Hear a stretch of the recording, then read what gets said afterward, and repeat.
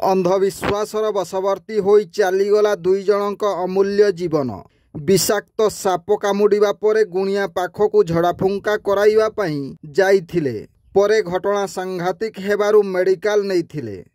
केन्दुझर जिला पाटणा थाना अंतर्गत बड़बिल ग्रामर रंजन कुमार नायकंक स्त्री जात्री नायक और तांको सासू तुरुमुंगा थाना अंतर्गत काशीपुर ग्रामर फुलमणि नायक झियो घर को माँ फुलमणि बुलिबा पई आसी घर चटाण रे शोइथिबा समय रे उभय माँ और झियो को विषाक्त चितिसाप कामुड़ी देइथिला।